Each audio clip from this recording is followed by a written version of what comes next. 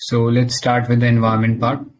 So today's first topic is 27th COP Conference of Parties. काफी important topic है ये और काफी लंबा भी है. So we need to be quite attentive in this one. Okay, so let's start.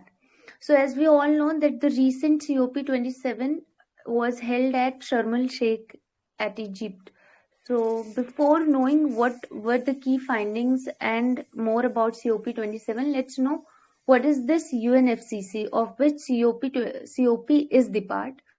तो United Nations framework convention on climate change जब 1992 में पहला अर्थ समिट हुआ था रियो डी जेनेरियो में, ब्राजील में जो है, तो वहां पर हमने फॉर्मली अडॉप्ट किया था, इमर्ज किया था इस चीज को, UNFCCC को, और उसके 2 साल बाद ही हमने UNFCCC को अडॉप्ट कर लिया था यूनिवर्सल लेवल पर.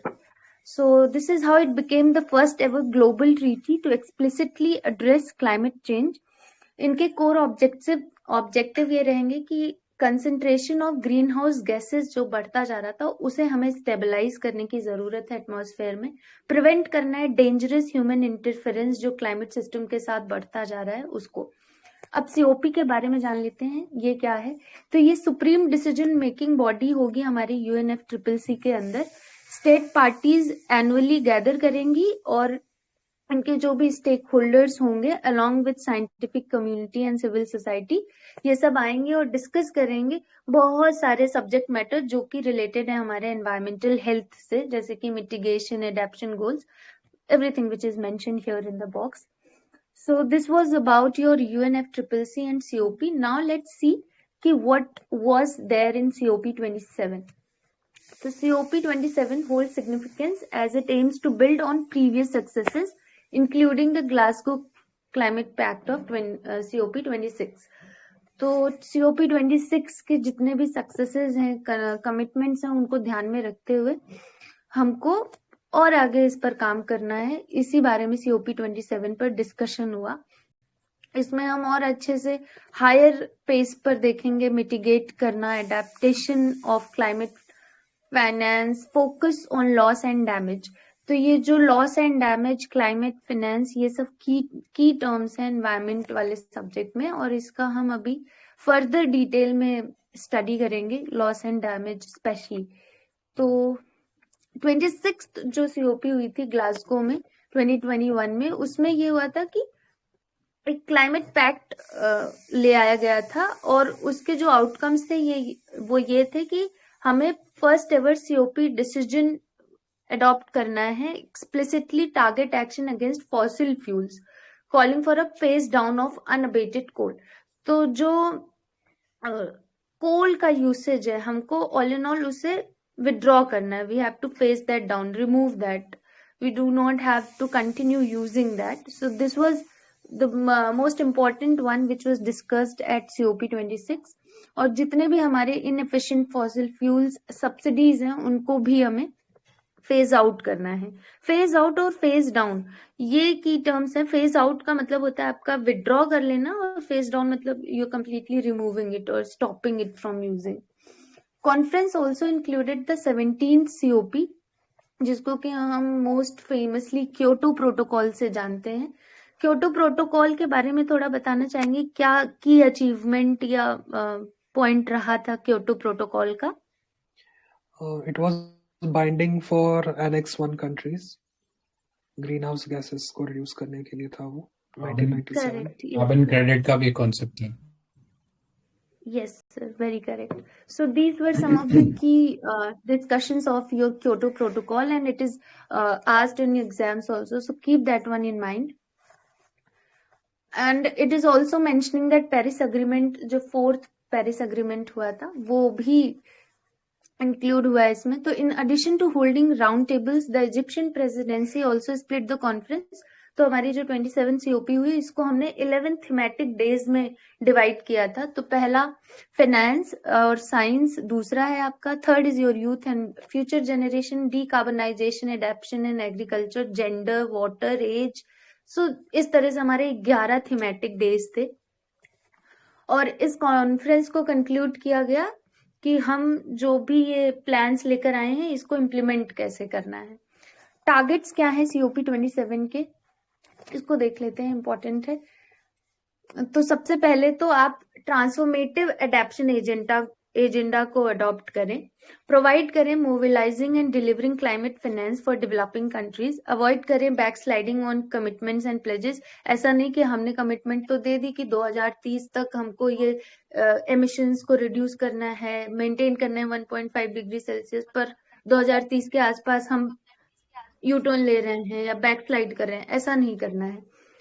Ensuring a managed and just transition based on low emission, ये जो टर्म है just transition, इसके बारे में अभी हम डिटेल में देखेंगे। ये एक this term just transition, it is a key term here.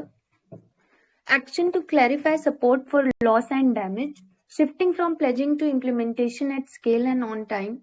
तो जितने भी हमारे कमिटमेंट्स हैं उसको ऑन टाइम पर कंप्लीट करना, ये टारगेट है COP 27 का। की आउटकम्स क्या रहे हैं?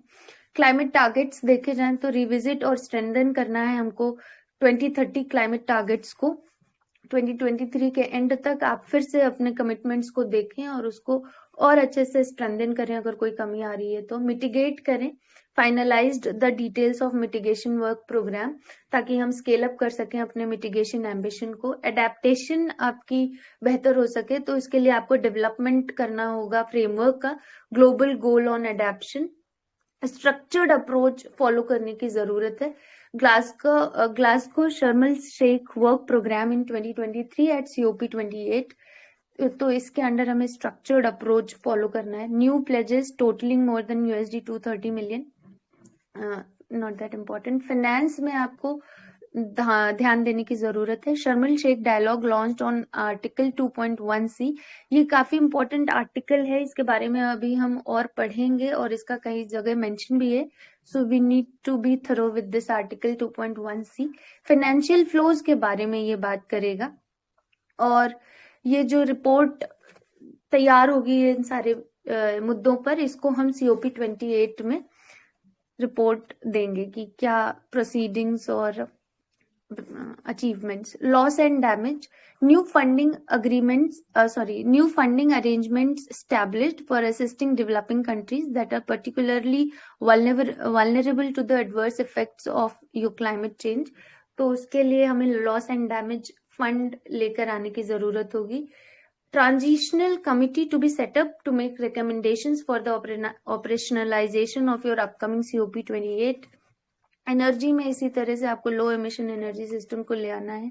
फेज डाउन ऑफ अनअबेटेड कोल को ध्यान में रखना है। फाइनेंशियल सिस्टम रिफॉर्म ले आने की जरूरत है, इसीलिए आर्टिकल 2.1C को भी इंक्लूड किया गया है। जस्ट ट्रांजिशन, तो ये एक वर्क प्रोग्राम है जस्ट ट्रांजिशन को, जो कि इसमें लॉन्च हुआ है।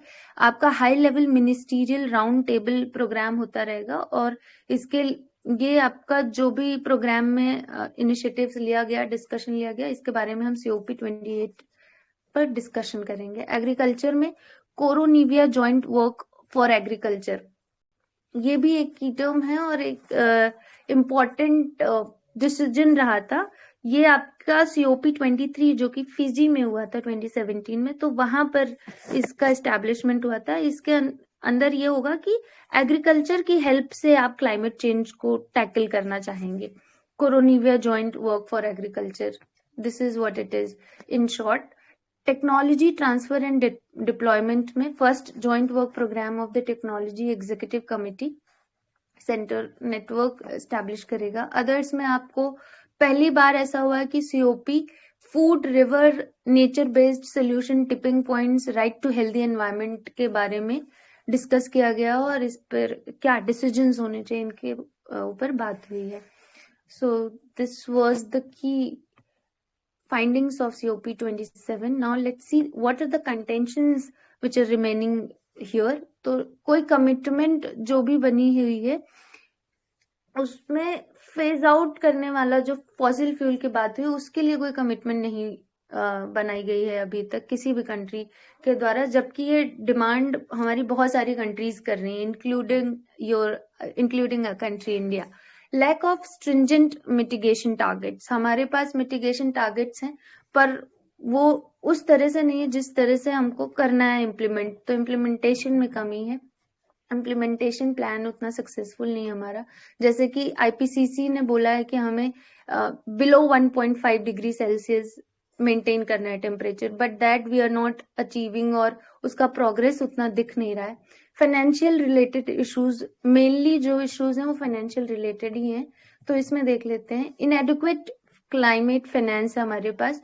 तो जो डेवलप्ड कंट्रीज हैं वो फाइनेंस देना नहीं चाहती, या कह लें कोई ऐसा रूल मेंशन नहीं है कि किसको कितना फाइनेंस देना है और कब देना है। तो इन सब के बारे में एक प्रॉपर डिस्कशन होना चाहिए, इसलिए भी इनएडिक्वेट क्लाइमेट फाइनेंस है हमारे पास। Lack of clarity on loss and damage funding, तो कोई अग्रीमेंट भी नहीं बनाया गया अभी इस बात पर कि किसको कहाँ से कितना फंड मिलना है। Large gap between current flows and developing Nations need. Developing nations face several inequities in access to climate finance due to shortage of grant-based finance. Unfulfilled pledges हैं, हमने प्रतिज्ञाएं तो बहुत सारी ले ली पर उस पर काम नहीं किया, और वो विद टाइम हमने प्रोड्यूस भी नहीं किया। तो बहुत सारी कंट्रीज ने ऐसा काम किया है, ये एक कंटेंशन है। Unclear definition of climate finance, जो कि बहुत इंपॉर्टेंट है। तो full rules of procedure for Article 6.2 remain unresolved. Here in the box, let's see the related news. Indonesia Just Energy Transition Partnership. तो Just Energy Transition Partnership यहाँ पे एक important term है, उसके बारे में देखते हैं। तो इंडोनेशिया ने अभी recently just energy transition partnership किया हुआ है ज्वाइन, जो इसमें कि ये $20 बिलियन मोबिलाइज करेगा sidelines of the G20 summit पर। एंड ये क्लाइमेट फाइनेंस अग्रीमेंट है जिसमें कि डोनर कंट्री काम करेंगे उनके साथ जो एक्सेप्ट कर रही है climate finance, together to accelerate the early retirement of high emission infrastructure. और रिन्यूएबल एनर्जी और रिलेटेड इंफ्रास्ट्रक्चर्स पर भी ये जोर देगा डोनर कंट्री जो भी फाइनेंस आपको दे रहा है। and this JTEP, that is your Just Energy Transition Partnership, that was announced in 2021 by South Africa and an international partners group IPG. Goals क्या है जस्ट एनर्जी ट्रांजिशन के? तो मोबिलाइज करना है हमें प्राइवेट सेक्टर कैपिटल को finance decarbonisation efforts में।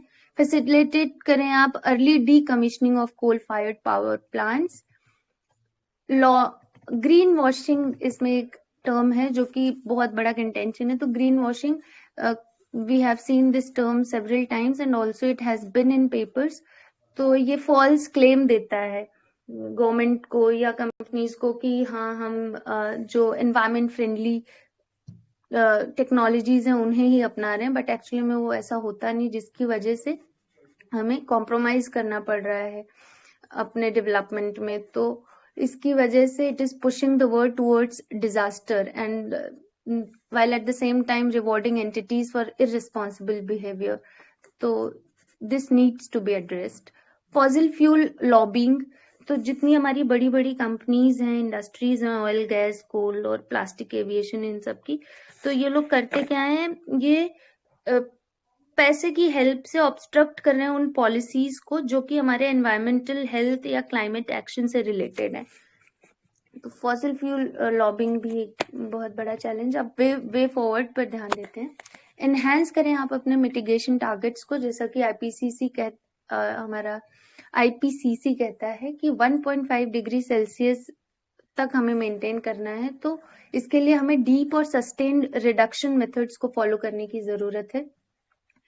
Green house gas emissions of 43% by 2030 relative to the 2019 level. Gradual phase out करें आप फॉसिल फ्यूल का, एकदम से नहीं हो सकता तो धीरे धीरे ही सही पर करें ताकि हम अचीव करें अपना 1.5 डिग्री सेल्सियस वाला टारगेट। क्लाइमेट फाइनेंस को स्केल करने की जरूरत है। प्रोएक्टिव इन्वॉल्वमेंट होना चाहिए आपके प्राइवेट सेक्टर का मल्टीलेटरल फाइनेंस इंस्टीट्यूशंस के साथ। डेवलप्ड नेशंस जो हैं उनको भी अपनी फुल कमिटमेंट्स को फुलफिल करना चाहिए, जैसा कि उन्होंने COP 26 में बोला था एडेप्टेशन फंड के टाइम पर, बट उसमें भी कोई खास प्रोग्रेस दिखी नहीं। प्रमोट करें जस्ट एनर्जी ट्रांजिशन पार्टनरशिप को, जैसे कि अभी हमने देखा इंडोनेशिया ने इस चीज को फॉलो किया है, तो उस चीज को और बढ़ावा देने की जरूरत है. Establishing clear source and commitments for funding loss and damage. इसके रिगार्ड में developed nations have a historic responsibility towards helping vulnerable nations overcome loss and damage from extreme as well as slow onset events arising from climate change. Adopt करें clear definitions for climate finance. बहुत ही ज्यादा कह सकते हैं ambiguity है climate finance को लेकर. स्पष्टता की जरूरत है कि बताएं कि किस कंट्री को कितना देना है, कब देना है, टाइम बाउंड मैनर में. then only these things can have an actual progress. Bridge करें finance gap डेवलपिंग कंट्रीज के साथ. Developing countries needs easy access to grant based finance to fulfil their adaptation needs and for just transition towards low carbon economy. Standards को set करने की जरूरत है ताकि हम एमिशंस को मेजर कर सकें कि किस लेवल पर रिडक्शन हुआ है और क्या हमको तरीके चाहिए होंगे कि हम रिड्यूस कर सके, स्पेशली ये ग्रीन वॉशिंग की वजह से जो बढ़ रहे हैं एमिशंस. नाउ ये रिलेटेड डेवलपमेंट आप एक बार गो थ्रू कर लीजिएगा. So with this COP27 has come to an end. Now I'll be continuing with India and COP27. India का एक्सक्यूज मी मैम, एक बार आगे चलने से पहले एक दो चीज थोड़ा इन्फॉर्मेशन ऐड ऑन कर देता हूँ. तो मैम ने यहाँ पे एक पॉइंट बोला था, टिपिंग पॉइंट. तो किसी को इसके बारे में जानकारी, like what is tipping point, क्या टिपिंग पॉइंट होता है? Anybody? extreme point, I guess I'm just making a guess, sir. Point of no return, I guess. Yeah. ठीक है, लेकिन point of no from where? So tipping point climate जो agenda है या जो क्लाइमेट सिस्टम है उसमें ये एक बहुत इंपॉर्टेंट कीवर्ड है. टिपिंग पॉइंट का मतलब होता है कि एक ऐसा पॉइंट जिसके बियॉन्ड अगर एनवायरनमेंट में चेंज किया गया तो it will not be able to return to its original position, यानी इरिवर्सिबल चेंज हो जाएंगे. ठीक है, तो हमारे एनवायरनमेंट में बहुत सारे इकोसिस्टम है जिन्हें अगर छेड़ा जाएगा तो ऑटोमेटिकली उससे जो इम्पैक्ट क्रिएट होगा वो ऐसा होगा कि वो पूरी अर्थ के जो इकोसिस्टम है उसको अफेक्ट कर सकता है. ठीक है, जैसे फॉर एग्जांपल, क्या आप ये इमेज देख पा रहे हो अभी जो स्क्रीन पे दिख रही है आपकी? कूल है. तो देखो, ये एक रीजन जो है, ये अगर इंपॉर्टेंट इकोसिस्टम है, अगर इनमें से कोई भी अगर छेड़ा जाता है एक पॉइंट के बियॉन्ड, तो फिर वो जो चेंजेस है वो इरिवर्सिबल हो जाएंगे. जैसे अमेजोन. ठीक है, अगर अमेजोन के ऊपर आप ज्यादा एंथ्रोपोजेनिक एक्टिविटी कर देते हो, जैसे अभी हम देख रहे थे ब्राजील में बहुत लार्ज स्केल पे फॉरेस्ट कट डाउन हो रहे थे, तो नई रिपोर्ट्स के मुताबिक ऐसा पता लग रहा है कि अब जो रेन फॉरेस्ट है अपने आप को सस्टेन नहीं कर पाएंगे, क्योंकि आपने इतने ज्यादा फॉरेस्ट काट दिए कि अब वो जो एक ट्रॉपिकल या इक्वेटोरियल एनवायरनमेंट था या क्लाइमेट था यहाँ पर, because of the trees and all, वो खत्म हो जाएगा and they will become a grassland type of topography. ठीक है, तो इस टाइप के चेंजेस होते रहेंगे. सिमिलरली जो पोलर आइस कैप्स हैं, अगर उनमें बहुत अननेसेसरी चेंज किया गया तो ऑटोमेटिकली वो उस स्टेज पे वापस नहीं पहुंच पाएंगे. ठीक है, वहां पे शायद हो सकता है परमानेंट आइस शेल जो थी वो खत्म ही हो जाए. तो इस टाइप के कुछ इकोसिस्टम है जो अपने को पता होना चाहिए, जिन्हें टिपिंग पॉइंट का एग्जाम्पल बोलते हैं. तो देख लेना, इसमें मैंने इमेज के अंदर मार्क कर रखे हैं, like Arctic sea loss, melting ice of Greenland, Atlantic deep water formation, boreal forest of Siberia, permafrost and tundra of Siberia, Indian monsoon, Sahara. ठीक है, तो ये कुछ पॉइंट्स है जो अपने को इकोसिस्टम में पता होने चाहिए कि these are some of the tipping points. So ये इंफॉर्मेशन ऐड ऑन करना था. हाँ, Thank you so much, sir, for the insight. It was really helpful. India, it has submitted its long-term low-emission development strategy at this UNFCCC recently. So what is this long-term low-emission development strategy which India has submitted? So it is going to lay out steps to achieve net zero. तो net zero emissions को हमें achieve करना है by 2070. हमारे 5 की action plans जो PM ने mention किए थे COP26 में, उसमें से एक है.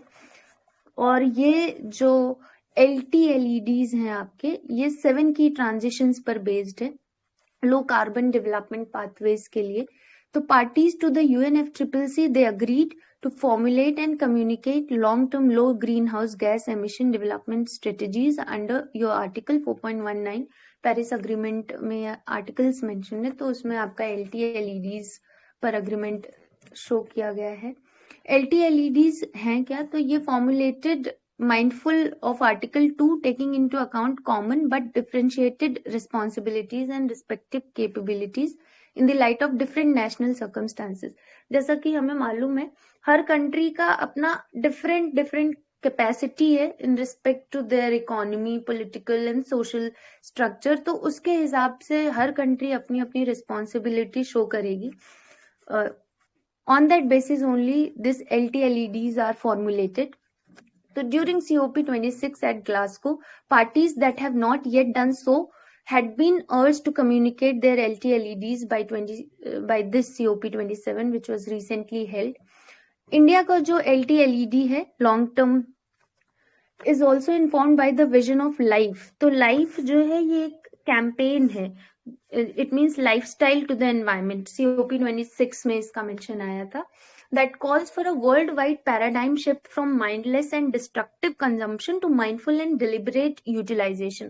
अभी तक हम जैसे कि for example, though that is not related to the environment part here especially, but food, अभी हम mindlessly अपनी प्लेट में उतना ले लेते हैं जितना हमें पता होता है खा भी पाएंगे या नहीं, and then we are wasting that. तो डिस्ट्रक्टिव कंजम्पशन हम कर रहे थे, बट अब हम ध्यान में रखेंगे तो माइंडफुल और डेलिबरेट यूटिलाइजेशन करने की जरूरत है सभी नेचुरल रिसोर्सेज की। This is how we are going to sustain our environment. Concerns क्या हैं जो कि इंडिया ने रेज किए हैं COP27 में? गैप है operationalising the principles of equity and climate justice. Enhanced NDCs from all parties should follow the principle of equity and climate justice। तो common but differentiated responsibilities and respective capabilities को follow करना चाहिए in the light of different national circumstances underlined in the Paris Agreement। mindless consumption और utilization जो है carbon budget का, उसको address करने की जरूरत है। it is a major concern। तो rapidly shrinking global carbon budget must be equitably shared among all countries and used responsibly। ऐसा नहीं कि अभी डेवलपिंग एरा है और उसमें सबसे ज्यादा इंडिया या चाइना डेवलप कर रहा है तो उनको आप रिस्ट्रिक्ट कर दो कि यही सबसे ज्यादा कार्बन इमिट कर रहे हैं तो इन्हीं के ऊपर सारा कार्बन बजट थोप दो। ऐसा नहीं हमको करना है। तो like in the example it is mentioned also that India's contribution to the world's cumulative emissions so far is less than 4%।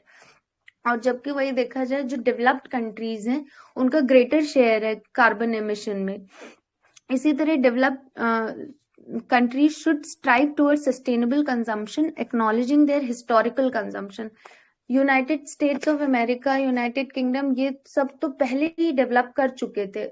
उस समय तक हमको क्लाइमेट एक्शन प्लान या फिर ये जो अराइज हो रही प्रॉब्लम्स इनके बारे में इतनी इन डेप्थ नॉलेज नहीं थी, तो वो लोग तो अपना डेवलप करके एमिशन कर चुके हैं, पर उनको अपने हिस्टोरिकल कंजम्पशन को ध्यान में रखते हुए कंट्रीब्यूशन करना चाहिए। Developmental needs of developing countries should be given due consideration. ऐसा नहीं कि हम डेवलपमेंट जो एक्टिविटीज हैं उसको रोक दें सिर्फ इस वजह से कि कार्बन एमिशन हमारी तरफ से ज्यादा हो रहा है, because developing is also something which is necessary for a country। Introduction of carbon border measures, unilateral measures and discriminatory practices जैसे कि कार्बन बॉर्डर एडजस्टमेंट मैकेनिज्म होता है, उसको वो रिजल्ट करेगा आपके मार्केट डिस्टॉर्शन और अग्रेवेट करेगा ट्रस्ट डेफिसिट को जितनी भी पार्टीज हैं इसमें। Carbon border adjustment mechanism is a plan for European Union to tax carbon intensive product जैसे कि आयरन, स्टील, सीमेंट, फर्टिलाइजर, तो इन सब पर टैक्स यूरोपियन यूनियन ने रखा हुआ है और ये 2026 से इम्प्लीमेंट हो जाएगा। They will be start collecting tax. Extending the scope of mitigation to agriculture under Koronivia joint work on agriculture which I have discussed what it is। तो agriculture, the mainstay of livelihoods of millions of small holders farmers will be hard hit from climate change, so they should not be burdened with mitigation responsibilities। Selective singling out of sources of emission होना चाहिए। Labelling selected sources of emission जैसे कि coal more harmful और others as greener and more sustainable even when they are all sources of green house gases. They do not have any basis in the available science. आपके जो global oil और gas emissions हैं वो 25% higher हैं कोल emission से, तो उनको भी ध्यान में रखने की जरूरत है। सिर्फ कोल को हम नहीं बोल सकते हैं कि कोल ही है main root cause. We need to keep global oil and gas emissions as well. Unclear definition है क्लाइमेट फाइनेंस की, which we have been discussing. Shortage of climate finance. सबको क्लाइमेट एक्शन पर काम करना है, मिटिगेट करना है कार्बन एमिशन पर, फाइनेंस किसी को नहीं करना है। स्पेशली डेवलप्ड कंट्रीज जो हैं वो तो बिल्कुल ही नहीं कर रही हैं, तो वो जरूरत है करने की। वे फॉरवर्ड्स देखते हैं क्या है। एनहेंस करें आप अपने मिटिगेशन एफर्ट्स को, developed countries specially. Sustainable consumption हो चीजों का। Just transition for developing countries, they require low carbon development. Developing countries need independence in their choice of energy mix and in achieving your SDGs. जैसे कि India, they have just transition means the transition to a low carbon development strategy over a time scale that ensures food and energy security. Need for a united solidarity response by developing countries.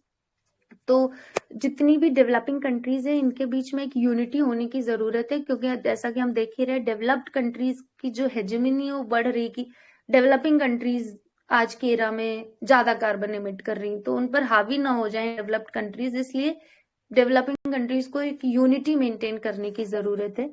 Long term goal of phasing down all fossil fuels, defining and implementing article 2.1 clause C which was mentioned to COP27। तो उसको define करो, पहले बताओ है क्या और फिर उसके बाद इम्प्लीमेंट करें।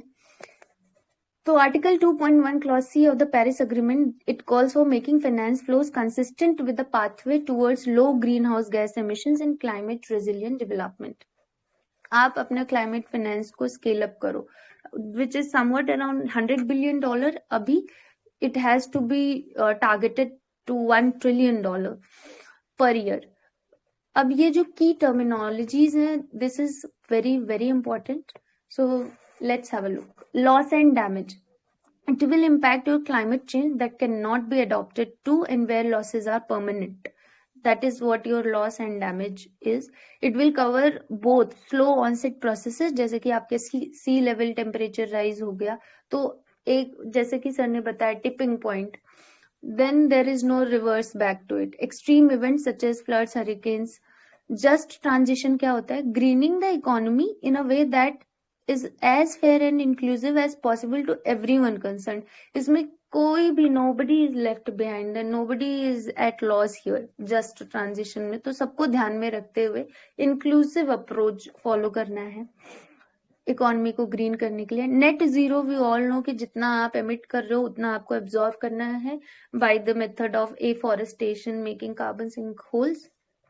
ग्रीन वॉशिंग फॉल्स क्लेम होता है, तो फॉर्म्स ऑफ ग्रीन वॉशिंग देख लेते हैं। वेगनेस है, लेस इविल है, इररिलेवेंस है, hidden trade off, no proof, fibbing, तो ये सारी चीजें जो है ये these are the forms of your green washing.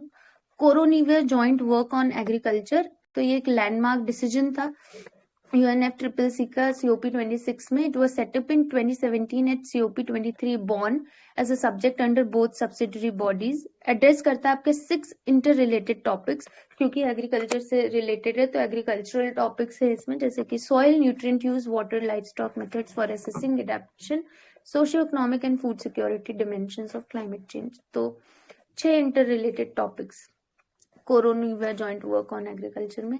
Common but differentiated responsibilities, तो जो प्रिंसिपल है UNFCCC का वो एक्नॉलेज करता है different capabilities and different responsibilities of individual countries in addressing climate change. According to the principle, higher responsibility of climate and action, including contribution in climate finance, emission reduction, etc., to be placed upon developed countries. तो historical responsible को larger share देना चाहिए हमको, specially in your green house gas emissions. Carbon budget क्या होता है? It is the maximum amount of your cumulative net global anthropogenic CO2 emission that would result in limiting global warming to a given level. Like we have discussed, it is 1.5 degrees Celsius or 2 degree with given likelihood. Climate equity, ये ensure करेगा just distribution of the benefits of climate protection efforts and alleviate unequal burdens created by climate change. तो एक ही country पर पूरा का पूरा burden नहीं, सबको equally झेलना पड़ेगा। सेंटियागो नेटवर्क क्या था? तो Santiago network was established during your COP 2019, which was held in 2013 as a part of the Warsaw International Mechanism for Loss and Damage to catalyze the technical assistance for averting, minimizing, and addressing loss and damage associated with the adverse effects of climate change. Article 6.2 Paris Climate Agreement का, it is governing bilateral cooperation, internationally trade mitigation outcomes को follow करेगा ये, which could include emissions cuts measured in tons of CO2 or kilowatt hours of renewable electricity. So with this, we come to an end of COP part. Any more additions or subtractions are most welcome. Thank you. Cool. Nicely explained. किसी को कुछ और add करना है अभी तक जो पढ़ा इस टॉपिक में? ठीक है, देन आई गेस आगे चलते हैं. So topic 5.2 climate finance. RV sir आप कंटिन्यू कर सकते हैं यहाँ से. All right. So the topic is climate finance. So like we saw, in the COP27, there was also one issue that was majorly discussed, that is climate finance. So let's see what is the definition of climate finance according to UNFCCC. So climate finance is a local, national, or transnational funding from public, private, or alternative sources that seeks to support climate change mitigation and adaptation actions. Okay. तो ये कितना finance की हम बात कर रहे हैं? So like we saw again in COP27 discussion, we are looking for around $4 trillion per year, which need to be invested till 2030, year by year, to so that we can reach the target of net zero emissions by 2050. तो हमारा target है 27, India का 2070 है, but most of the developed countries have this target of 2050. Okay. So before going into the significance of climate finance, let's see what are the progressive measures for climate finance that have been taken in COP27. This was launched on Article 2.1c of Paris Agreement, which talked about financial flows. Okay, so basically those flow have to take into account climate change. So that is the main agenda. Again, there are several pledges which were made to the adaptation fund. We also saw what adaptation fund is. So around $23 million. That was that much amount of adaptation fund was added. Again, we need to talk about, there were discussions of reforming MDBs and IFIs, that is international financial institutions and multilateral development banks. Again, these initiatives are important, like Sustainable Debt Coalition Initiative, then Global Shield Against Climate Risk, and Forest and Climate Leaders Partnership. So these were the measures taken during this COP27 for climate finance. So now let's see why climate finance is significant. So we have to have a just transition. Again, we need to address the problem of vulnerability faced by developing countries in loss and damage format. We need to restore the damage to natural capital and biodiversity. So these are general significance point of climate finance. Let's see financial mechanism established for climate finance under UNFCCC and related agreements. So first is Global Environment Facility. So it was established, this Special Climate Change Fund was established in 2001 to finance projects related to adaptation, technology transfer, energy transport industry, economic diversification. So these are, there was Least Developed Countries Fund, which was established to support the work program to assist the countries to carry out preparation and implementation of national adaptation programs.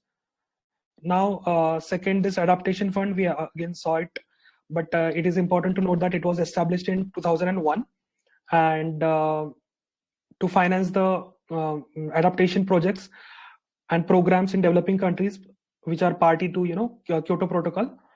Again, adaptation fund, we have 5% share of proceeds of new market-based UNFCCC mechanism established by Article 6.4 of Paris Agreement. Next, we have Green Climate Fund. So it was established in COP 16 in 2010. तो ये COP 16 हुआ था कैनकून in Mexico. Just side info. And इसके अंदर basically developed countries have had pledged to mobilize around $100 billion per year by 2020. तो ये हुआ है, ठीक है. The lacuna there. Let's see what are the sources of climate finance. So first is allocation from the national government. I'm revising the order. Then we have जो हमारे banking ने भी ये adopt किया है, like green bonds and green deposits. Then we have carbon pricing instruments like carbon market approach, emission trading scheme, carbon emission tax. तो इसमें एक side info है कि this emission trading scheme. So it was designed by Gujarat Pollution Control Board along with University of Chicago and University of Yale. तो एक ये हम local example के ऐसा लिख सकते हैं मेंस में. Then we also have loans and grants from MDBs and IFIs. Again, financial mechanisms which are established under UNFCCC and UNCCD. So these were the sources of climate finance. Let's see what is wrong, in climate finance. So first, as per IPCC, there is a need to increase the this finance by the factor of 3 to 6. Again, there are trust issues. So basically, developed nations had initially pledged to give $100 billion US per year by 2020, but many of them have not met that promise. Again, there is a low participation by private sector because this is mainly due to lack of investment ready climate resilient projects. So many private sector think that it is not a worthy investment, and again it's a risky investment. Again, then we have a lack of common definition, like ma'am talked. Let's say for country like India, so many people, many countries, condemn or cry foul to this big forum that India is a major polluter, and again we are having a distributed responsibility. So why? So that's why we need to have a firm definition. So that comes in a again way forward point. We have a low share of grants. So loans accounted for the largest share of public climate finance between 2016 and 2020, amounting to 72% of total public finance provided. So that's a huge thing. Underfunding of adaptation. So most financing between 2016 and 2020 focused on mitigation activities in developing countries. So that is a 67%. We saw that in COP27, around $23 million US was added to adaptation fund, but that is still not enough. Okay. Now, before going to the way forward point, let's see what is India's position there. So we need around 6 to 8 trillion US dollars. That is a cumulative investment between 2015 and 2030 to implement the actions required to transform the current energy systems of India. Okay. And to meet the net zero of 2070, we need around 10 trillion US dollars. Okay. तो इसके लिए India क्या कर रहा है? तो steps taken are National Adaptation Fund Climate Change. So it was established in August 2015. We have a priority sector lending to renewable energy projects. So first green bond was issued by Yes Bank 2015. Just an additional note. Sustainable Finance Group, which was set up under RBI to coordinate with the other national and international agencies. RBI joined the Network for Greening Financial System, that is NGFS. So basically, those who are willing to share best practices and contribute to the development of environment and climate risk management in the financial sector. So the network of those people, central banks and supervisors. Then coming to the way forward point, so we need to increase the efficiency of financial market. So there has to be we need to include taxonomies and transparencies on climate risks. We need to have a protection of consumer in ESG related services, and we need to curb the greenwashing as much as possible. We also need to set up climate clubs and cross-border finance initiatives like Just Transition Partnerships. We need to transform the MDBs and IFS as soon as possible, expanding availability of low cost and debt free finance. So that is by doubling the concessional finance needed from developed countries by 2025 from the 2019 levels. Further, there is a need to deliver on the goal of $100 billion as soon as possible by developed countries. Creating a common language and standards. So as we saw, there is a different definition for different country. So we need to have a common language and standard. Enhancing the financing avenues for adaptation, such as through innovative instruments like special drawing rights, voluntary carbon markets, philanthropy, concessional and risk capital vehicles, and guarantees. We need to mobilize domestic finance through central banks. So that is, we need to increase this priority sector lending and credit quotas, creating new asset classes for climate in banking and investment regulation, etc. Again, ये climate is इतना ज़्यादा important नहीं है, but it is just that this climate finance delivery plan. So this report was published by Canada and Germany, and they gave 10 collective actions. So many of them we saw earlier, like scaling up of climate finance for adaptation, then prioritizing grant-based finance, addressing the barriers, strengthening the financial mechanism of UNFCCC and Paris Agreement, working with the MDBs. We need to improve the effectiveness of private finance, then reporting of collective progress transparently, assessing and building on lessons learned, and finally taking into account the broader financial transition needed to implement Article 2.1c of Paris Agreement. So this has been the entire climate finance which has been discussed in COP27. So next topic से चालू करते हैं. Topic 5.3 adaptation gap report 2022. ठीक है, हर साल ये report UNEP निकालता है और एक इम्पॉर्टेंट फ्लैगशिप रिपोर्ट है UNEP की, और एनवायरमेंट के पर्सपेक्टिव से भी हमारे लिए काफी इम्पोर्टेंट है इसके जो आउटकम्स रहते हैं वो. सो ये जो अडेप्टेशन गैप रिपोर्ट है, इसका टाइटल था इस बार टू लिटिल टू स्लो. ठीक है, ये टाइटल से आपको पता लग जाएगा कि किस चीज की बात हो रही है. यानी हमारे जो अभी तक एफर्ट्स हैं, जो इस साल के इस सेंचुरी के एंड में जो टेम्परेचर था 2 degree and preferably 1.5 degree Celsius से ऊपर नहीं जाने देना है, उस टारगेट को अचीव करने के लिए जो हमारे अडेप्टेशन जो एफर्ट्स हैं वो अभी काफी कम है और बहुत धीरे लिए जा रहे हैं. ठीक है, तो उसी के बारे में ये रिपोर्ट बात करता है. तो इसके कुछ आउटकम थे. ये आउटकम थोड़ा सा प्रीलिम्स के पर्सपेक्टिव से थोड़ा ज्यादा इंपॉर्टेंट है, मेंस के पर्सपेक्टिव से आई डोंट थिंक के ज्यादा काम आएगा.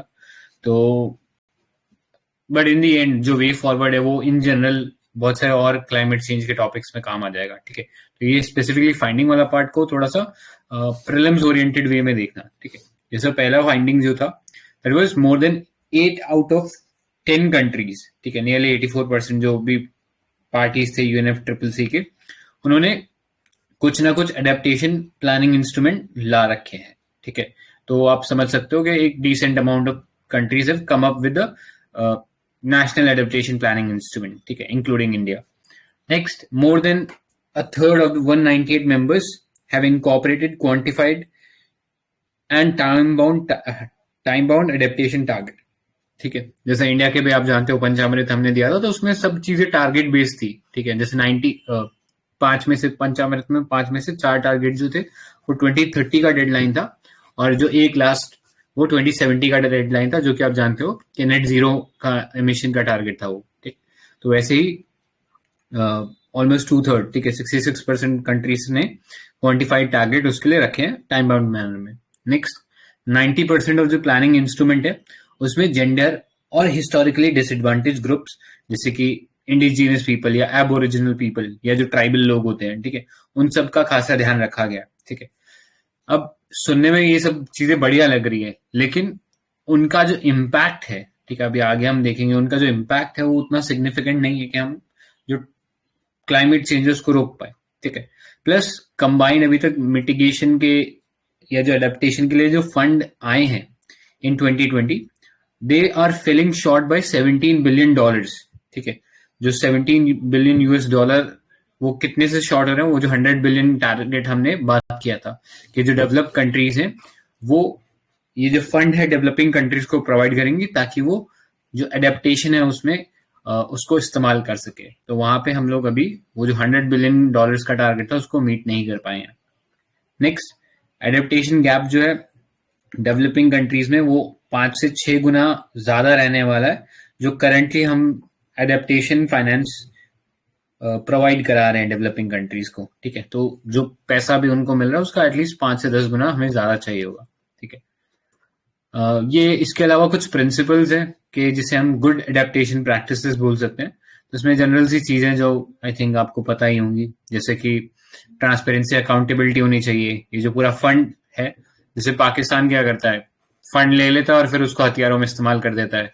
ठीक है, या डेवलप्ड कंट्रीज क्या करती है, वो छोटे मोटे इन्वेस्टमेंट दिखा देती है और फिर उसको बोलती है कि ये हमने फाइनेंस, ये जो फाइनेंस हमने मूव किया ये एडेप्टेशन फंड के तौर पे यूज किया। ठीक है, आगे देखेंगे क्या क्या टाइप की माल प्रैक्टिसेस होती है जिसमें इन सबको बाईपास करने की कोशिश करते हैं, या जो ग्रीन वॉशिंग का जो कॉन्सेप्ट है जो हम कल पढ़ ही रहे थे, तो वो सब चीजें कैसे इनको ऑपरेट कर लेते हैं।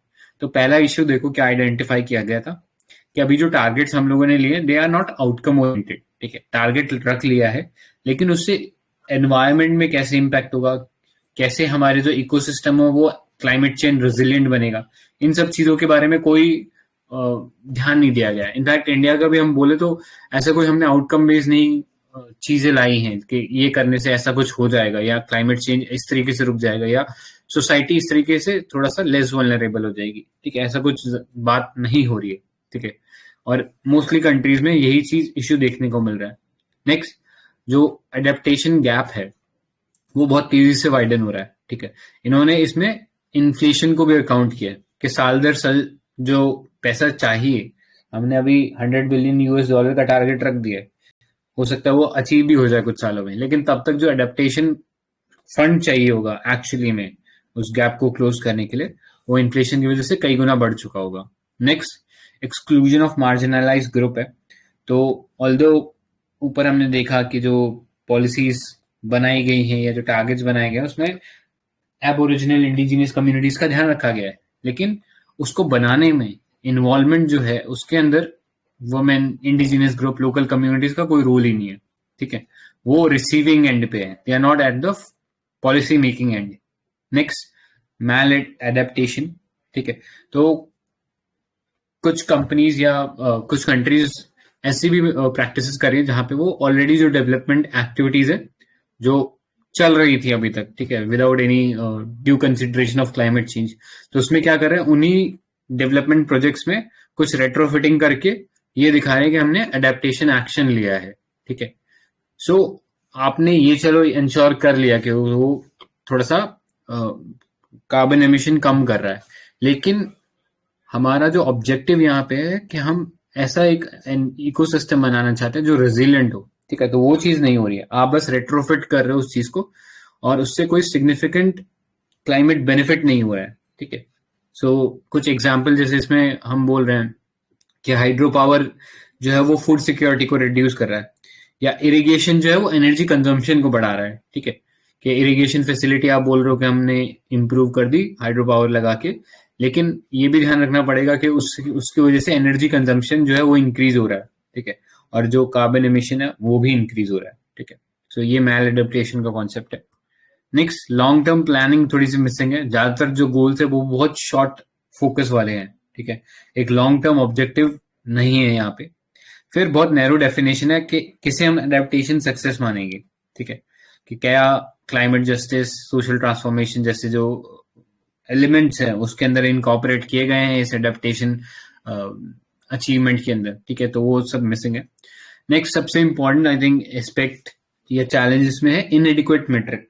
ठीक है, तो हमें टारगेट हम लोगों ने रख लिए हैं, लेकिन उस टारगेट से जो क्लाइमेट रिस्क रिडक्शन में जो हेल्प मिलेगा उसको मेजर कर पाने के लिए अभी हमारे पास कोई मेट्रिक ही नहीं है। ठीक है, या जो एग्जिस्टिंग हमारे पास पैरामीटर है वो इनएडिक्वेट है, हम उससे प्रॉपरली मॉनिटर नहीं कर सकते।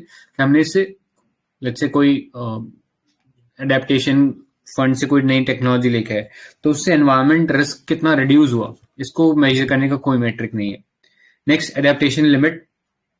तो ग्लोबल वार्मिंग जो है वो इंक्रीज कर रही है क्लाइमेट का जो इम्पैक्ट है, और बहुत सीरियस रिस्क में है कंट्रीज जो डेवलपिंग कंट्रीज है, और उसकी वजह से इनटॉलरेबल लॉसेस और जो डैमेजेस हो रहे हैं, ठीक है, तो उस चीज को एड्रेस करने की जरूरत है, ठीक है। तो एडेप्टेशन लिमिट वाला कॉन्सेप्ट ये है। नेक्स्ट वे फॉरवर्ड देख लेते हैं, क्या कर सकते हैं। तो पहला तो सिग्निफिकेंट एक्सेलरेशन चाहिए एडेप्टेशन फाइनेंस के अंदर। जो पैसा अभी हम ला रहे हैं 2019 से, ठीक है, इस चीज को डबल करना की जरूरत है बाय 2025, ताकि हम जो ग्लासगो क्लाइमेट पैक्ट के अंदर जो हमने सजेस्ट किया था वेज एंड मीन्स, जिसके थ्रू हम उस क्लाइमेट चेंज एक्शन को ले सकते हैं, ठीक है। Next better labelling of financial support, ठीक है, जिससे जो कंट्रीब्यूशन है एडेप्टेशन का, ठीक है, जैसे कई मैंने बताया कि डेवलप्ड कंट्रीज जो है वो किसी और काम के लिए या रेट्रोफिटिंग के लिए पैसा दे देती हैं और फिर उसको बोलती हैं कि ये एडेप्टेशन फंड के तौर पे दिया गया था, ठीक है। तो उसका प्रॉपर लेबलिंग होना चाहिए कि फाइनेंशियल सपोर्ट किस हिसाब से दिया जा रहा है। कई बार वो क्या करती हैं कि जैसे किसी कंट्री को, लीस्ट डेवलप कंट्री को कोई एड देनी थी, ठीक है, ग्रांट इन एड देनी थी, तो वो उस ग्रांट इन एड को भी दिखाने लग जाते हैं कि हम ये फाइनेंशियल सपोर्ट दे रहे हैं एडेप्टेशन में। तो इस टाइप की चीजें नहीं होनी चाहिए। पहले से प्रॉपर लेबलिंग करके रखो कि क्या चीज किस चीज के लिए दिया जा रहा है। नेक्स्ट डाटा जो है क्वांटिफाई कर पाए हम लोग, इस तरह का हमें मैकेनिज्म बनाना पड़ेगा जिससे हमें पता लगता रहे कि जो भी एक्शन लिया जा रहा है वो क्लाइमेट के पर्सपेक्टिव से कितना इफेक्टिव है, कितना क्लाइमेट रिस्क का रिडक्शन कर रहा है वो। नेक्स्ट लॉन्ग टर्म फोकस करना है। Next taking adaptation and mitigation jointly into account in planning and finance, मतलब जब पहले हम बनाए तभी उसके अंदर उस चीज को इनकॉर्पोरेट कर देना है, ठीक है। It should not be like that कि बाद में रेट्रोफिट कर रहे हैं या बाद में कुछ चीजें ज्वाइन कर रहे हैं, ठीक है। Alright, so next urgent scaling up of mitigation and adaptation beyond incremental changes to avoid hard adaptation limits, ठीक है। तो उस चीज को स्केल अप करते रहना और जो एडेप्टेशन लिमिट्स है ऐसा कुछ नहीं रखना, उनको इंक्रीमेंटली चेंज करना है टाइम के साथ। So this was with regards to the UNEP's adaptation gap report, ठीक है। अभी यूएनईपी के बारे में तो आपको पता ही है, 1972 के अंदर बना था। This was the outcome of United Nation conference on human environment, ठीक है। तो ये कॉन्फ्रेंस का थोड़ा सा नाम याद रखना, ह्यूमन एनवायरनमेंट पे कॉन्फ्रेंस थी, commonly known as Stockholm conference 1972। तो कई बार ना पेपर में स्टॉकहोम कन्वेंशन पूछ लेता है, ठीक है, तो लोग कंफ्यूज हो जाते हैं। तो कोई बताना चाहेगा स्टॉकहोम कन्वेंशन किस चीज के बारे में? Anyone? persistent organic pollutants. Correct. तो याद रखना स्टॉकहोम कॉन्फ्रेंस अगर आप बोल रहे हो तो you are talking about the UNEP जिसका आउटकम था, ठीक है, या United Nation conference on human environment, वो कॉन्फ्रेंस है स्टॉकहोम कॉन्फ्रेंस 1972 की। When you are talking about Stockholm convention you are talking about persistent organic pollutants, ठीक है, कि उनको हमें बैन करना है। सो थोड़ा सा ये ध्यान में रखना। नेक्स्ट यूएनईपी जो है उसका हेडक्वार्टर नैरोबी केन्या के अंदर है। इसके अलावा कुछ और इम्पोर्टेंट रिपोर्ट्स ये निकालता है जो अपने को पता होनी चाहिए। यूपीएससी के प्रीलिम्स में ये रिपोर्ट्स 2-3 सालों में तो नहीं पूछा है, लेकिन उससे पहले फ्रीक्वेंटली पूछता था, तो मे बी वो ट्रेंड वापस रिपीट हो, तो अपने को पता होनी चाहिए क्या क्या रिपोर्ट है। तो एडेप्टेशन गैप रिपोर्ट तो हमने देख ली। Next global environment outlook report है, ट्रिपल इमरजेंसी है, और cooling emission and policy synthesis report, जिसमें से आई गेस ये पहली वाली जो है वो ज्यादा इंपॉर्टेंट है, उस पर थोड़ा ध्यान रखना। So this was with regards to adaptation gap report. Next थोड़ा सा एक रिलेटेड न्यूज देख लेना। एक principle for locally led adaptation है, ठीक है। ये प्रिंसिपल किसने लॉन्च किए थे? तो एक ग्लोबल कमीशन है ऑन एडेप्टेशन जो कि एस्टैब्लिश किया गया था by Netherland and leaders of 22 countries including India, ठीक है। तो हमारे लिए रिलेवेंट हो जाता है बिकॉज इंडिया इसमें पार्ट है, और 2018 से ये वर्क कर रही है। सो इसका फोकस क्या है कि हम जो एडेप्टेशन कम्युनिटी है उसके लिए कुछ रूल्स एंड रेगुलेशन या प्रिंसिपल्स लेके आए, जिससे कि जो लोकल लेवल पे जो लोग हैं जो क्लाइमेट चेंज की तरफ काम कर रहे हैं उनका जो वर्क है या उनकी तरफ जो फंडिंग आनी है वो इम्प्रूव हो सके, ठीक है। तो ये जो प्रिंसिपल्स थे, principle for locally led adaptation, ये 2021 में जो क्लाइमेट एडेप्शन समिट हुआ था वहां पे इस चीज को लॉन्च किया गया था, ठीक है। और करंटली 100 से ज्यादा ऑर्गेनाइजेशन ने इसको एंडोर्स किया है। अब नीड क्या है, तो जैसे कि बताया कि लोकल कम्युनिटी होती है, वो फ्रंट लाइन पे होती है, यानी they are the first people to basically feel the impact of climate change. ठीक है, तो पहला इंसिडेंस अगर किसी पे होता है या इम्पैक्ट किसी पे होता है क्लाइमेट चेंज का, तो लोकल कम्युनिटी है। प्लस कई बार लोकल कम्युनिटी का जो है रिसोर्सेज नहीं होते, या उनके जो ग्रीवेंसेस होते हैं वो टॉप लेवल तक नहीं पहुंच पाता। ठीक है, तो उनके स्पेसिफिक जो क्लाइमेट रेजिलिएंट एफर्ट लेने की जरूरत है वो नहीं ले पाते हैं। ठीक है, तो इस चक्कर में लोकली लेड एडेप्टेशन है, ये जरूरी है हमारे लिए। ठीक है, नेक्स्ट इनइक्विटेबल डिस्ट्रीब्यूशन है। इन लोगों के पास less than 10% of climate fund रहता है। ठीक है, लोकल लेवल पे, तो उस गैप को भी ये थोड़ा सा कम करने की कोशिश करेगा। So this was with regards to this. अभी तक जो पढ़ा उसमें किसी को कुछ ऐड करना है या कुछ पूछना है तो अभी पूछ सकते हो। ठीक है, मीथेन एमिशन। तो recently the global methane assessment 2030 baseline report was released by Climate and Clean Action Coalition and UNEPs। तो ये जो शामल शेख का भी COP है वहाँ रिलीज किया गया है। इसका मेन क्या काम है, तो this report examines baseline projection of methane emission over the coming decade and implication for global methane pledge target, जो अपना US का है और यूरोपियन यूनियन का है, GMP। तो climate and clean air coalition क्या है, तो ये this is a voluntary partnership of government, civil societies and private sectors. तो ये क्लाइमेट और क्लीन एयर की बात कर रहा है, तो यही काम कर रहा है through actions to reduce short lived climate pollutants. और ये शॉर्ट लिव्ड क्लाइमेट पॉल्यूटेंट्स कौन है जिसपे फोकस कर रहा है, तो वो मीथेन, ब्लैक कार्बन और हाइड्रोफ्लोरोकार्बन है। 2019 में स्टार्ट हुआ था और इंडिया 2019 से ही इसका पार्ट है। अब देखते हैं मीथेन है क्या। तो this is a primary component of natural gas which is responsible for more than 25% of warming, और एक पावरफुल GHG भी है जिसका लाइफ स्पैन 20 ईयर्स है, जो कि बहुत ही कम है अगर हम कंपेयर करें तो कार्बन डाइऑक्साइड से, जो हंड्रेड्स ऑफ ईयर्स वो एग्जिस्ट करता है इन एटमॉस्फेयर। लेकिन ग्लोबल वार्मिंग जो पोटेंशियल है मीथेन का, वो कहीं ज्यादा है CO2। क्यों? क्योंकि ये मीथेन की हीट ट्रैपिंग कैपेसिटी है वो कार्बन डाइऑक्साइड से 80 टाइम्स ग्रेटर है। It is responsible for around half of the growth in tropospheric ozone formation. तो हमें पता है कि स्ट्रेटोस्फेयर में जो ओजोन है वो तो हमें UV रेज से प्रोटेक्ट करती है, लेकिन जो ट्रोपोस्फेरिक ओजोन फॉर्मेशन हो रहा है वो हमारे लिए हेल्थ वाइज वो हजार्डस होती है। ठीक है, it is a colourless odorless gas that occurs abundantly in nature and act as and also product of certain human activities। India is among the top 5 methane emitters in world। और India और south Asia में main reasons क्या है methane emission के, तो agriculture और mainly live stock rearing है। बाकी जो टॉप 3-4 हैं जैसे रशिया, US या चाइना, इनका ऑयल या गैस एक्सट्रैक्शन, जो ऑयल गैस प्रोडक्शन है उसकी वजह से हो रहा है। ठीक है, डिफरेंट डेटाबेस से हमें क्या ऑब्जर्वेशन मिले हैं तो वो देख लेते हैं। तो amount of methane in the atmosphere is 260% of pre industrial level. तो जो भी प्री इंडस्ट्रियल लेवल में जब मीथेन एटमॉस्फेयर में जितना लेवल था वो अभी के टाइम से कंपेयर किया जाए तो वो 260% है। 2021 so the largest annual increase recorded. जैसे हमें ड्यूरिंग पैंडेमिक ये देखने को मिला था कि कार्बन डाइऑक्साइड का जो एमिशन है वो एक सिग्निफिकेंट डिक्रीज था उसका, लेकिन मीथेन के केस में ऐसा नहीं है। क्यों? क्योंकि बाकी इंडस्ट्रीज तो बंद थी, लेकिन जो ऑयल एंड गैस सप्लाई है या फिर एग्रीकल्चरल एक्टिविटीज है ये सारे कॉन्टिन्यूड थे। तो मेजर रीजन ये है। तीसरा है human driven methane emissions are responsible for nearly 45% of current net warming.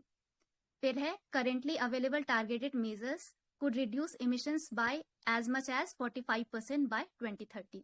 तो जितने भी प्रोग्राम्स चल रहे हैं जो मीथेन एमिशन के कर्व के लिए हमने जो भी इनिशिएटिव लिए हैं, या नेशनल हो या इंटरनेशनल, तो कहा जा रहा है कि ये 45% तक रिडक्शन हो सकता है इससे बाय 2030। अब देखते हैं ये मीथेन आ कहाँ से रहा है। तो पहला वेटलैंड्स का है। ये बहुत इंपॉर्टेंट जो भी चार्ट दिया है वो है वेटलैंड्स। तो वेटलैंड्स में क्या है, वो कैसे कंट्रीब्यूट कर रहा है एटमॉस्फेयर में। तो वेटलैंड्स में ड्यू टू वाटर लॉगिंग, जो पानी के नीचे का सॉइल है उसमें ऑक्सीजन पेनिट्रेट नहीं हो पाता है। तो जो डिकम्पोजिंग माइक्रोब्स हैं जो सॉइल डिकम्पोज में हेल्प कर रहे हैं, वो उन्हें एक एनारोबिक कंडीशन मिलता है जिसकी वजह से वो डिकम्पोज सॉइल को नहीं कर पाते हैं ठीक से, जो प्रोसेस है वो नहीं हो पाता है, जिसकी वजह से कार्बन डाइऑक्साइड एटमॉस्फेयर में ना जाके डायरेक्ट वो मीथेन एमिट करता है। फॉसिल फ्यूल एक्सट्रैक्शन, तो हमने देखा गैस और ऑयल प्रोडक्शन के साथ साथ ही जितने भी पूरा ही हर एक स्टेप जो सप्लाई चेन का स्टेप है उसमें ड्यू टू लीकेजेस या फिर वो इंटेंशनल या अनइंटेंशनल हो, फॉल्टी इक्विपमेंट्स के लिए या फिर मेंटेनेंस वर्क के लिए जो भी प्रेशर कम करने के लिए इंटेंशनली हम जो मीथेन एमिट कर रहे हैं एटमॉस्फेयर में, उसकी वजह से ये पूरा फॉसिल फ्यूल एक्सट्रैक्शन और पूरे सप्लाई चेन के कारण जो मीथेन रिलीज हो रहा है एटमॉस्फेयर में, ये है। फिर लाइव स्टॉक में, तो लाइव स्टॉक का कंट्रीब्यूशन ये है कि जितने भी लाइव स्टॉक हम रेयर कर रहे हैं फॉर डेयरी प्रोडक्ट्स या फिर प्रोटीन सोर्सेज के लिए, तो ये जनरली रूमिनेंट कैटल्स होते हैं। रूमिनेंट कैटल्स मतलब क्या हुआ, तो इनका एक यूनिक डाइजेस्टिव सिस्टम होता है जो 4 चेम्बर्ड का होता है, जिसमें एंटेरिक फर्मेंटेशन होता है। एंटेरिक फर्मेंटेशन क्या है, तो एक डाइजेस्टिव प्रोसेस है जिसमें जो पहला चेम्बर है डाइजेशन प्रोसेस में, जब फूड एसोफेगस से फर्स्ट चेम्बर में जाता है डाइजेशन के लिए, तो गट में, कैटल के गट में कोई मेथेनोजेनिक आर्किया या फिर माइक्रोब्स होते हैं जो फूड पहले फर्मेंट करते हैं, उसके बाद आगे वो डाइजेस्टिव प्रोसेस के लिए जाता है। तो जहां फूड फर्मेंट हो रहा है वहां मीथेन जनरेट हो रहा है। तो ये पूरा प्रोसेस है जिससे लाइव स्टॉक रियरिंग वो कंट्रीब्यूट कर रही है मीथेन। तीसरा फिर है लैंडफिल एंड एग्रीकल्चरल वेस्ट। तो ये जहां भी लैंडफिल माउंटेन हमें देखने को मिल रहा है वहां ये स्थिति है कि वहां लैक ऑफ ऑक्सीजन है, जिससे डिकम्पोजिशन प्रोसेस नहीं हो पा रहा है, और लैक ऑफ ऑक्सीजन है मतलब वो ऑटोमेटिकली रिलीज कर रहा है methane. Next natural geological process है, राइस कल्टीवेशन है, बर्निंग ऑफ प्लांट मैटर है, और लास्ट है termites and other wild animals. तो ये एक बार मैप दिमाग में याद रखना, हो सकता है क्वेश्चंस में अगर आए कि कौन कितना कंट्रीब्यूट करता है तो कंफ्यूजन ना हो। नेक्स्ट है फिर मीथेन एमिशन सोर्सेस। तो एग्रीकल्चर का देखते हैं, तो ये जो ग्लोबल मीथेन एमिशन है इसमें 40 to 46% ये कंट्रीब्यूट करता है एग्रीकल्चर सेक्टर। और एग्रीकल्चर हम यहाँ बात कर रहे हैं तो यहाँ लाइव स्टॉक रियरिंग की भी बात कर रहे हैं और जो नॉर्मल एग्रीकल्चर है उसकी भी बात कर रहे हैं। तो ये कैसे एमिशन रिड्यूस किया जा सकता है एग्रीकल्चर सेक्टर में, तो थ्रू मैन्योर मैनेजमेंट। जैसे मैन्योर मैनेजमेंट, तो हम उसे कवर कर सकते हैं मैन्योर को, या फिर कंपोस्ट कर सकते हैं, या फिर मैन्योर से हम बायोगैस जनरेट कर सकते हैं। और दूसरा है एनिमल फीड क्वालिटी, जो पूरा एंटेरिक डाइजेस्टिव प्रोसेस जो बताया एंटेरिक फर्मेंटेशन का। तो अभी हम लोगों ने अपने इंडिया में भी और बाहर भी ऐसे फीड सप्लीमेंट बनाए हैं कैटल्स के लिए जो ये एंटेरिक फर्मेंटेशन का जो प्रोसेस है उसे बाईपास कर देता है, जिससे मीथेन जेनरेशन जो बैक्टीरिया है वो उनका ग्रोथ इनहिबिट हो जाता है। तो ये पूरा प्रोसेस बाईपास करके डायरेक्ट जो नॉर्मल डाइजेशन है वो उस सिस्टम से काम करता है। तो उसके लिए फीड सप्लीमेंट, तो हमारे पास ये हरित धारा है। तो इस तरह हम फीड क्वालिटी एनिमल की इम्प्रूव कर रहे हैं।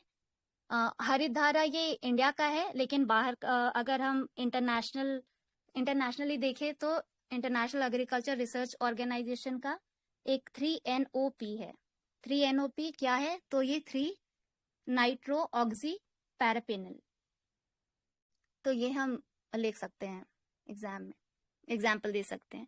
फिर दूसरा है apply intermittent aeration of continuously flooded rice paddies. तो राइस पैडीज का जो सिंपल ट्रेडिशनल वे है राइस ग्रोइंग का, तो उसमें हमें एक स्टैंडिंग वाटर मेंटेन करना पड़ता है और पहले उसके सीड को सो करना पड़ता है, फिर सैपलिंग उगानी पड़ती है, फिर उसका ट्रांसप्लांटेशन होता है।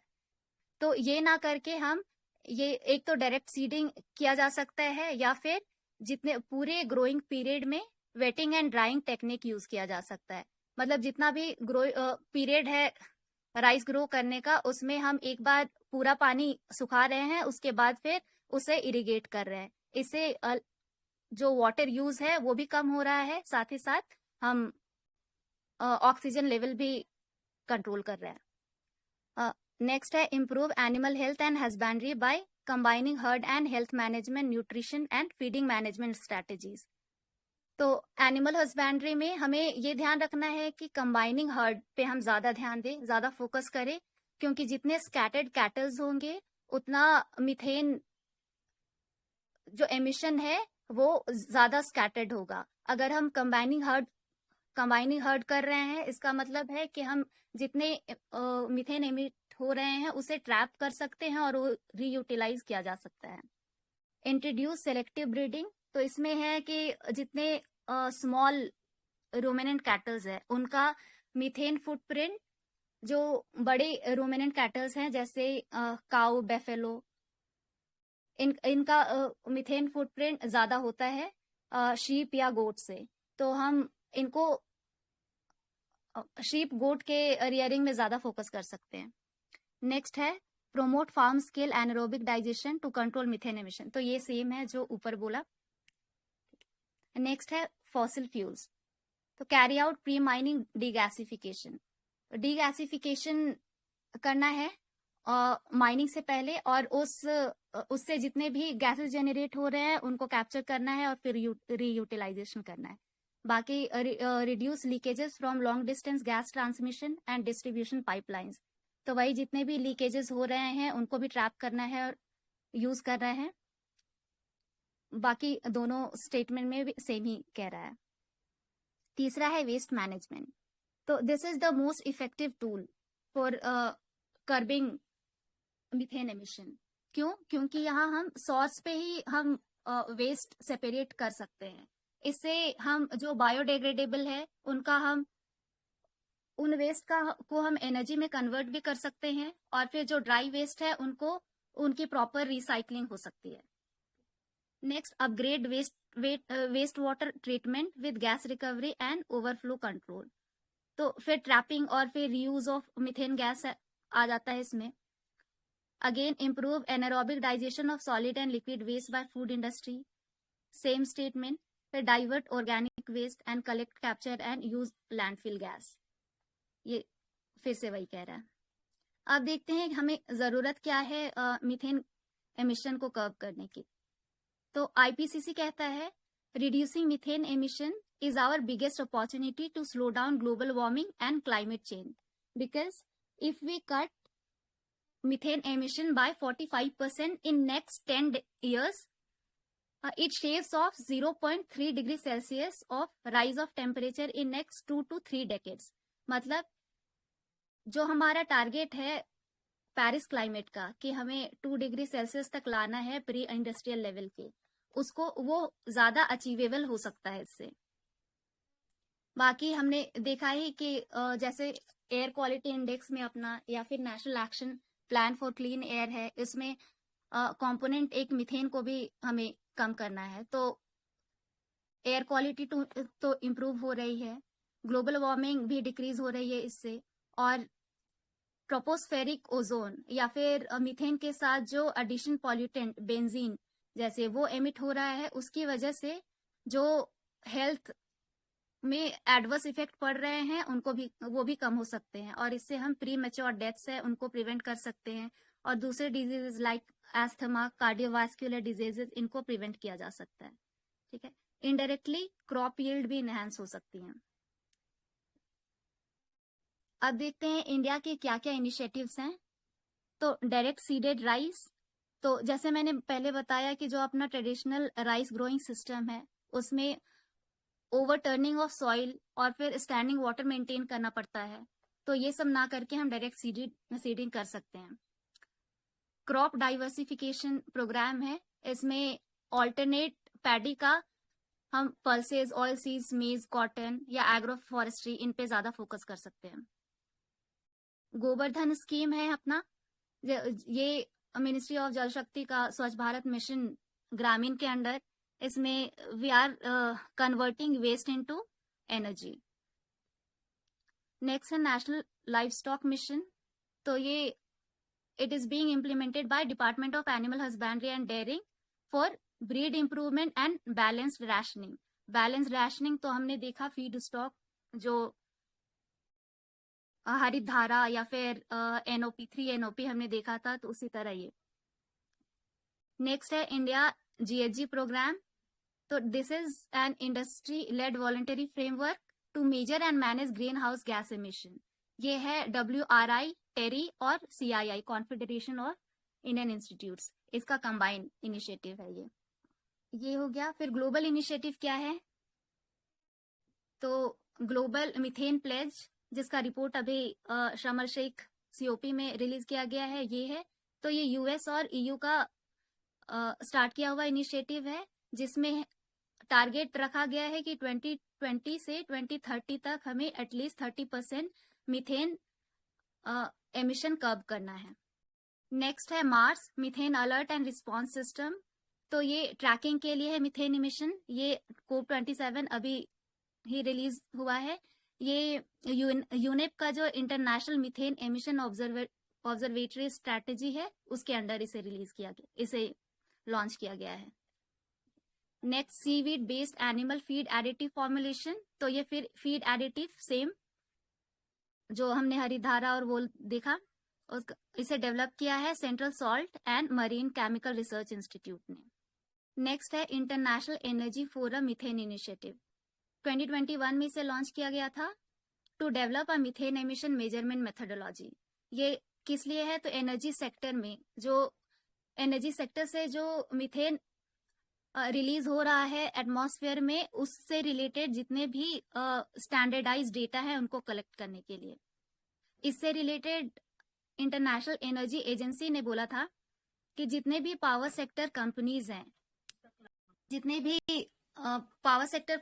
हैं, जो भी रिपोर्ट दे रहे हैं मीथेन एमिशन का अपने कंपनीज का, एक्चुअल जितना एमिशन है वो 70% ज्यादा है जितना वो रिकॉर्ड दे रहे हैं।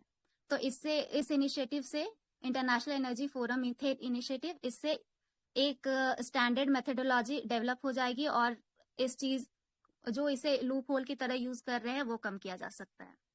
नेक्स्ट है मीथेन सैट, तो it is a state of art satellite design to detect global methane emissions with unprecedented accuracy. इसी की तरह ये सैटेलाइट बेस्ड है, इसी की तरह और लैंडसाइट और फिर यूरोप का सेंटिनल 5P, ये सैटेलाइट्स हैं जो मीथेन प्लूम को है उन्हें लोकेट करते हैं और मेजर करते हैं। Next, what can be done to reduce methane emission, तो सबसे पहले तो जितनी भी पॉलिसीज हैं या जितने भी मेजर्स हमने स्टार्ट करे हैं उनको इफेक्टिवली इम्प्लीमेंट करो, और they should cover all 3 main anthropogenic sectors like waste, energy and agriculture to avoid the worst impacts of climate change. फिर आता है टेक्नोलॉजी, तो जितना भी oil and gas supply chain में जितने भी लीकेजेस हैं उनको आइडेंटिफाई करो और उनको कर्ब करो, और इसके लिए गैस मैपिंग थ्रू लीडार या फिर अदर डिटेक्शन सिस्टम हम इवॉल्व कर सकते हैं। मैपिंग हॉटस्पॉट्स, तो थ्रू सैटेलाइट्स या एरियल सर्वेज या ड्रोन के हेल्प से हम एमिटिंग हॉटस्पॉट्स जितने हैं उनको आइडेंटिफाई कर सकते हैं। कोलैबोरेशन, तो जितने भी स्टेक होल्डर्स हैं, पॉलिसी मेकर्स, इंडस्ट्रीज, NGOs या सिविल सोसाइटी, इनको सबको कोऑर्डिनेट करो। मीथेन एज फ्यूल, मीथेन जितने भी हम ट्रैप कर रहे हैं जो एटमॉस्फेयर में रिलीज हो रहे हैं, उन्हें अगर ट्रैप कर रहे हैं तो उनका रीयूज कैसे किया जा सकता है। रीयूज से फायदा ये है कि जितनी भी हमारी डिपेंडेंसी है ऑन फॉसिल फ्यूल्स वो रिड्यूस हो सकती है, तो एक अच्छा ऑल्टरनेट हमें मिल सकता है। तो इसके लिए we need to develop a process to capture these methane. Related news में है नासा का एमिट मिशन है, earth surface mineral dust source investigation. इसने मैप किया है कि कौन कौन से एरियाज हैं सुपर एमिटर्स कहलाते हैं, और ये सारे एरियाज है fossil fuel, waste, agriculture sector से रिलेटेड। तो बस यही है। वेरी नाइसली एक्सप्लेन मैम, बहुत वेल रिसर्च था। तो थोड़ा सा ना एक देख लेना, जैसे मैम ने ये बोला था कि where is methane coming from, तो इससे रिलेटेड एक मतलब सिमिलर सा ही क्वेश्चन यूपीएससी ने पूछा है नाइट्रोजन के बारे में। ऐसा कुछ क्वेश्चन था कि इनमें से कौन से लार्जेस्ट या इंपॉर्टेंट इमिटिंग सोर्स है नाइट्रोजन के, ठीक है। तो उसमें एग्रीकल्चर, लाइफ स्टॉक, ये सभी ऑप्शन दिए हुए थे, ठीक है। तो इस टाइप से मीथेन के बारे में भी पूछ सकता है, तो ये थोड़ा सा देख लेना। दी सोर्सेज रिलीज मीथेन, ठीक है, wetland, fossil fuel, life stock, landfill etcetera, तो थोड़ा सा इनको देख लेना। कूल है। बाकी तो आई थिंक मैम ने काफी डिटेल में इसको कवर कर दिया। So will move on to the next topic which is, चलो तब तक एक क्विज हो जाए। Are you guys up for it? हाँ सर। तो एक नेशनल पार्क है इंडिया के अंदर जो जहाँ पे 4 कैट स्पीशीज मिलती हैं, ठीक है। तो कोई बता सकता है नाम क्या है उस नेशनल पार्क का जहाँ पे वो 4 कैट स्पीशीज मिलती हैं? पूनोपालपुर, नोप, बंदीपुर, नहीं 4 कैट स्पीशीज से मेरा मतलब है जो लार्ज कैट है, ठीक है। As in tiger and all. हाँ, टाइगर एंड ऑल, मतलब बिल्ली बिल्ली मत बताने लगना। West Bengal side. अरे नेशनल पार्क पूछ रहा हूँ मैम, स्टेट नहीं। नहीं sir, I am just asking the location whether it is towards West Bengal it और is in towards, west. not in West Bengal but towards West Bengal. it So is in Assam. Sir, give option, we will answer the correct one. चलो ठीक है, hint दे देता हूँ। It is located in Arunachal Pradesh. अरे अब तो बता दो। नेशनल पार्क, क्या बोला? Sariska, park Sariska is in Arunachal Pradesh? Sir, No. पक्के पक्के पक्के पक्के भी नहीं है। चलो ठीक है यार, ये इतना कैसे नहीं मिलेगा, रहने दो। तो answer is Namdapha. 4 Namdapha and 4 feline species कौन कौन सी मिलती है वहां पे? You find tiger, you find snow leopard, you find cloudlet leopard, और जो नॉर्मल लेपर्ड होता है अपना, ठीक है। तो ये 4 species of big cat family आपको मिल जाती है, ठीक है। सो थोड़ा सा ये था क्विज। एनीवेज वापस आते हैं इस पे। हिमांगी मैम, आप रेडी हो? Yes, sir. Very sorry for taking your time. So I am dealing with dynamic groundwater resource assessment today. But before moving on, am I clearly audible to all of you? Yes. Okay. So dynamic groundwater resource assessment report आई है जल शक्ति ministry की तरफ से। इस report की highlights को देखने से पहले let's see the ground water extraction scenario in India as of now. तो स्टेटस ऑफ यूनिट्स देख लें आप। ये जो कैटेगराइजेशन है, safe, semi critical, critical, over exploited, saline. So whenever you're mentioning any answer under this sector, please do mention these key words as well. तो safe zone अभी जो हमारा है वो लेस देन 70% है। Semi critical, so all you need to keep in mind is the percentage and the categorization. And the states with highest over exploitation percentage, तो सबसे ज्यादा पंजाब करता है over exploit, and then comes Rajasthan. This is all about it. Next, we need to know the key highlights of the report. तो इस assessment को, जो report produce की गई है, ये 2 लोगों ने जॉइंटली मिलकर बनाया है, सेंट्रल ग्राउंड वाटर बोर्ड ने और आपके स्टेट्स यूटीज ने। The total annual ground water recharge for the entire country has been assessed as 437.60 billion cubic metres, तो जो कि 8% टोटल नेचुरल डिस्चार्ज और 92% as annual extractable ground water resource है। और stage of ground water extraction in India is currently at 60%. तो अभी we will know that still we are on a safer side because it is 60%, तो less than 70% we fall under the category of safe. To the overall contribution of rainfall recharge to the country's total annual groundwater recharge is 61%, and the share of recharge from other sources is 39%। तो all in all देखा जाए तो जो भी recharge हम कर पा रहे हैं वो रेनफॉल की ही हेल्प से हो रहा है, बाकी तो जो थोड़ा बहुत है वो अदर मीन्स से हो रहा है। Overall decrease in the number of over exploited areas जो ऑब्जर्व किए गए हैं 2017 रिपोर्ट से कंपेयर करते हुए, तो वो डिक्रीज हुआ है, which is a good sign. Challenges क्या हैं जो एक्सेसिव ग्राउंड वाटर एक्सट्रैक्शन में इन्वॉल्व है? सबसे पहले तो हम समझ सकते हैं कि लो जो हमारा वाटर टेबल है वो कम होता जा रहा है, इट इज लोअरिंग डाउन। उसकी वजह है excessive pumping and cause wells to no longer be useful. Increased cost हो जाएगा, जैसे जैसे हमारा वाटर टेबल कम होता जाएगा तो हमको वाटर निकालने के लिए और ज्यादा पंप करने की जरूरत पड़ेगी, और पंप करेंगे और एनर्जी लगेगी, और एनर्जी लगेगी और कॉस्ट बढ़ेगा। तो इस तरह से कॉस्ट का इंक्रीमेंट होता जा रहा है। Reduced surface water supplies, water table कम होता जा रहा है नीचे, तो जाहिर सी बात है आपका वाटर सरफेस सप्लाई भी कम होता जाएगा, रिवर और लेक्स में पानी की कमी देखने को मिलेगी।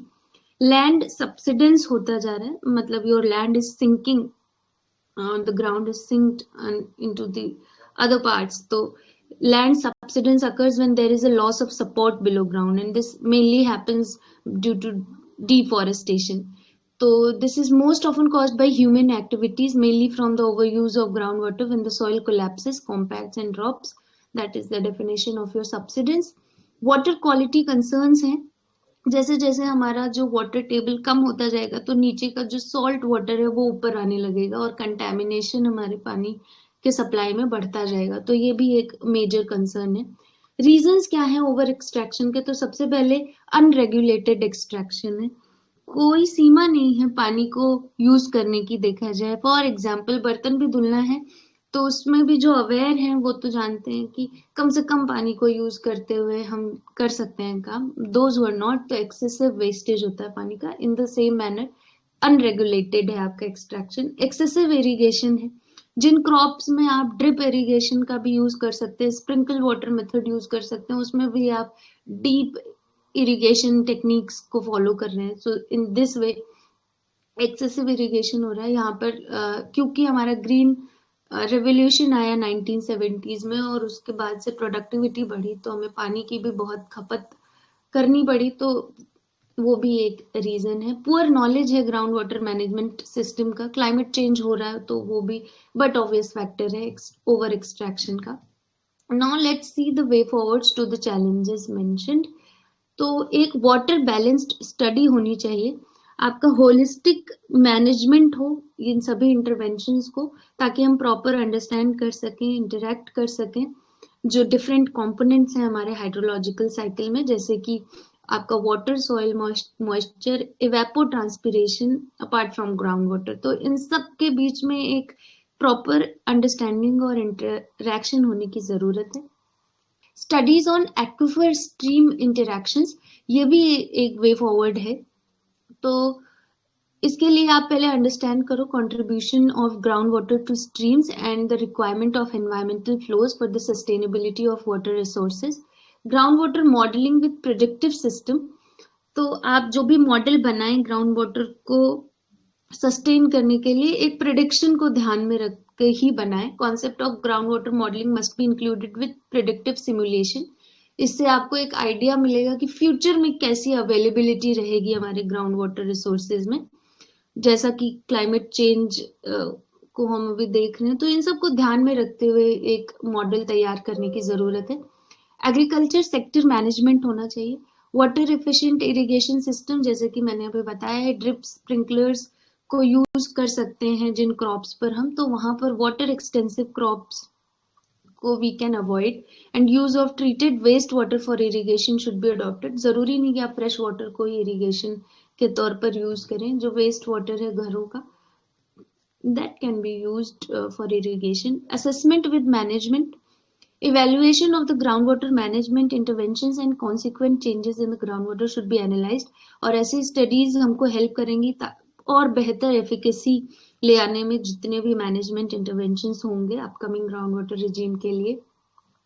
सरफेस वाटर बॉडी मैनेजमेंट होना चाहिए, इससे हम कैसे कर सकते हैं आप अपने पॉन्ड्स को रिस्टोर करो, लेक्स को करो, जो ट्रेडिशनल वाटर रिसोर्स स्ट्रक्चर्स हैं उनको आप इस चीज में इंक्लूड करो। सो गवर्नमेंट इनिशिएटिव्स क्या रहे हैं ओवर एक्सट्रैक्शन को कम करने के लिए, ये काफी इम्पोर्टेंट है। We need to mention these points.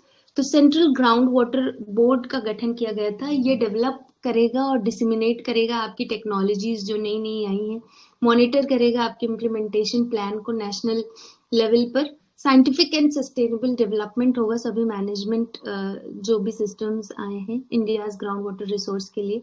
अटल भूजल योजना, ये काफी फेमस योजना रही है गवर्नमेंट की, तो let's see what it is. इनका एम होगा कि आप अप्रोप्रिएट मैनेजमेंट एक्शन को इम्प्लीमेंट करो over the community through the convergence of various ongoing new central and state schemes.